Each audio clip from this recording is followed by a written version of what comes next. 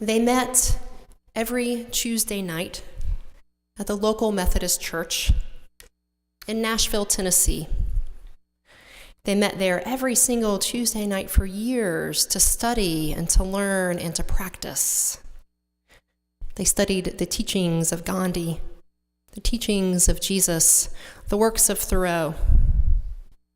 There was a young man among them, a guy named Jim Lawson. He was their teacher. And together, they not only studied, but they practiced to develop the discipline of nonviolence. Specifically, they practiced nonviolence in the face of violence, with role play and with intense dramatization, all the while learning over years and deep commitment to yet again practice to find love in their hearts for whoever was hurting them, no matter how bad the hurt. They worked to find love in their hearts, whether the hurt was being inflicted through words or through spinning or being doused with hot coffee or even being beaten. This group of soon-to-be civil rights leaders dug deep, and they found within themselves the power of love to confront the power of hate without dipping into hate themselves. Congressman John Lewis, one of the original Big Six of the movement, was among the students gathering faithfully on those Tuesday nights. Throughout his career, he's talked about this experience of studying and training, of being taught and practicing. Lewis had said that there were some folks there, some other folks with them who just weren't quite ready. They weren't ready to go yet to the Freedom Ride or to the sit-ins or the bus boycotts because they were still working on it. They just hadn't gotten to a place yet within themselves where they could feel love for the one acting out of hate. And so they kept on practicing until they were ready. They realized that it was as much a confrontation within oneself as it was with one's oppressor. They realized that to tap into the power of love, you had to have the courage to see not only what was going on around you, but also what was going on inside of you. Now, if you know anything about the human instinct towards fight or flight, you know that to be nonviolent in the face of attack is not the natural instinct for humans. It's not our MO. Certainly, if it was, we all would have died out long ago. And yet, another part of nonviolence training is remembering that every single person is made in the image of God and has, as Lewis says, the spark of the divine within them. So though our human nature may not be one of nonviolence, in our created nature, our divine nature, the part of each of us that is stamped with part of God's self, we too are capable of this kind of love. But to harness it, to have it be bigger than the instinct to strike back, is not a matter of willpower. It is an inside job. So it's no wonder that the group of students gathering on those Tuesday nights in that Methodist church in Nashville, Tennessee, it's no wonder that in their studies, they included the teachings of Jesus. See, Jesus was all about teaching the work of the inside job that manifests itself in the nonviolent movement, which was so characteristic of his ministry. I love the Gospels because they're like a front row seat into the humanness of the disciples and into their sometimes fumbling attempts to learn anything.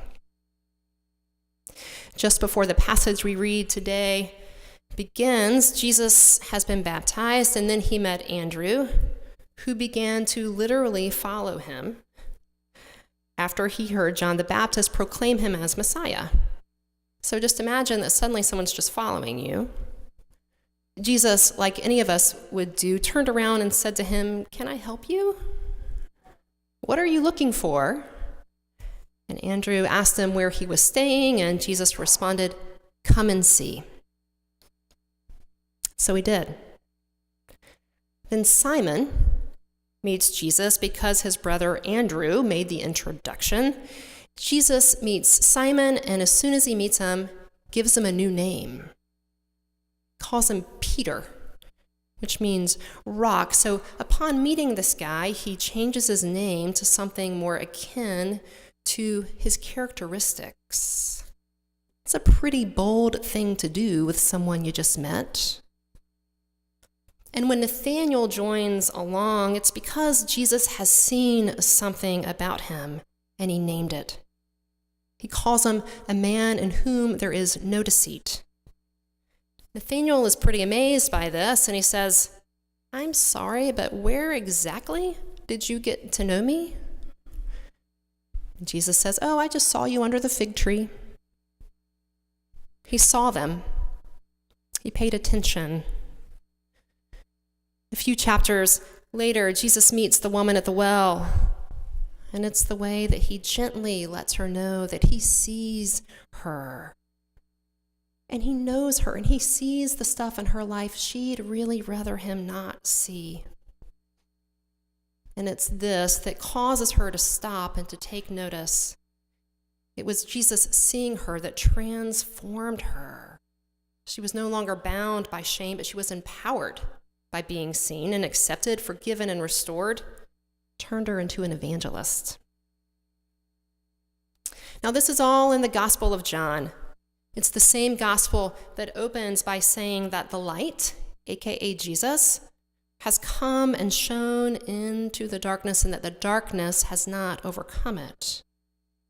And in between that opening and chapter 8, where another really exciting thing happens, in chapter 8, Jesus proclaims that he is the light of the world.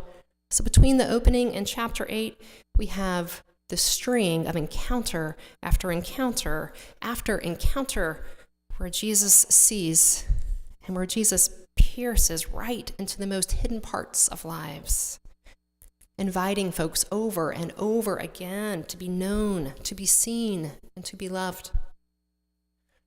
So when the reader or the hearer of the story gets to the part where Jesus is saying he is the light of the world, they kind of go, "Duh, yeah, that's pretty clear." As much as Jesus' words, "come and see," echo throughout the call of the disciples, he is also saying, come and see not only God at work, but come and see that God's work is stronger when you see each other and yourself. Come and be seen, because it is an inside job. You cannot change the world if you are not willing to be changed yourself. And you cannot change yourself if you are not willing to see yourself as you are. Seeing both of these things, the things we would rather not see, as well as a part of us that is divine, that divine spark, we're invited to see both our shame and our guilt as well as our holiness. That is an inside job. Now, Jesus didn't have them all go home and work on this by themselves. They did it together. And that invitation extends to us too, to really see ourselves. We can't do it alone. We have to have others helping us with that. We need each other. And in doing that, we see the divine spark in others too, even if we think we have nothing in common with them. Now, some forms of Christianity focus a lot on things like personal development, on growth and internal community within the church. Some other forms of the faith focus a lot on trying to change the world, often publicly fighting many injustices. But both of these things are beautiful in their own right, and both are really needed. But in and of themselves, neither of them are enough. if you want to be a disciple. It is indeed an inside job. Otherwise, it's hard to stay in that place of unconditional love while doing the justice work.